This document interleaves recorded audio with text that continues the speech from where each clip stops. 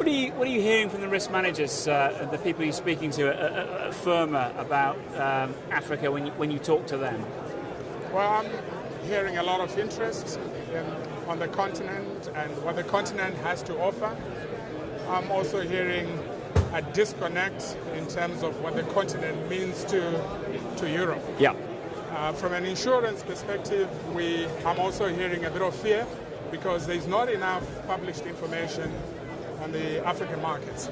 So there is a perception that Africa presents more risks compared to the rest of the markets that they invest in. Aon publishes a global risk management survey that points risk managers in the right direction in terms of the risks that they should be looking at and managing. And some of the risks are political issues, politically related risks. We don't have economic slowdown. On the contrary, the continent is growing. So I'm hearing a lot of interest.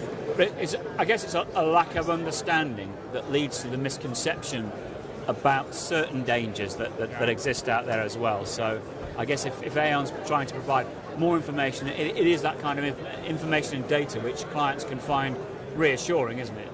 Correct. And this is why we're here. And the Aon Global Client Network, which brings together the Aon operations across the globe and in Africa, takes that as one of their responsibilities to educate clients, to connect clients with our network that understands the nuances of doing business in each and every country. I think the information gap that you mentioned, which is coming through quite strongly, is the fact that risk managers and investors in general take Africa as one country. We are here, Joe and I, and colleagues that are at this conference, to tell the African story that there are 54 countries, totally different Each countries. one different. Each one different. And we are able to help them in providing solutions, but most importantly, to understand the local cultural issues. Now, you're based in South Africa, right? I'm based in South Africa. What do you see? How do you see the influence of South Africa itself as a country on the rest of Africa? Is it the benchmark that the others look to follow, or do they pursue their own path? Well, you see the influence of South Africa from a political point of view, influencing the democratic structures across the continent. And that's one of the main concerns that investors have got, political stability. But it's more stable now than it's been for years, and fewer coups and... Correct. And from a financial services point of view, South Africa is well developed, and the skills and the structures and the regulatory environment has been endorsed by the rest of the world to a point where the country has continued to grow despite the economic slowdowns in the world. So South Africa is recognized for skills in the financial service sector. Local South African companies are expanding into the continent, so governance issues are also taken into the rest of the continent. So I would say it plays an important role, and it's a powerhouse from an economy point of view.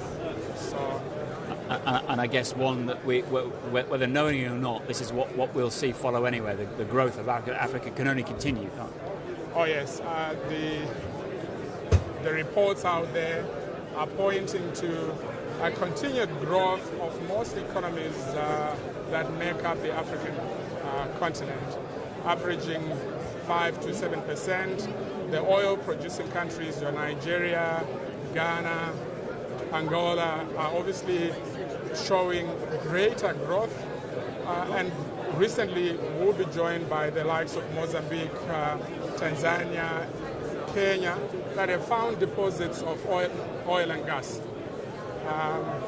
And other economies also, are agro-based. Yeah. So there's a huge demand for food, and that can only see growth cutting across all the countries, not only oil producing, but many other countries that make up the continent. Your Ethiopias are growing, populations are growing, so the middle class is growing, and they will obviously bring impetus, to various industries that would like to invest on the continent. Great stuff. Well, that's encouraging for everyone here, I'm sure. Well, the message is both positive and negative, but we're hoping to change the positive message into positive with the information that we share with those that we are going to interact with. That's the important thing, addressing those, turning those negatives into positives. That's great. Darlington, thank you very much for that. Pleasure. Thank you very much.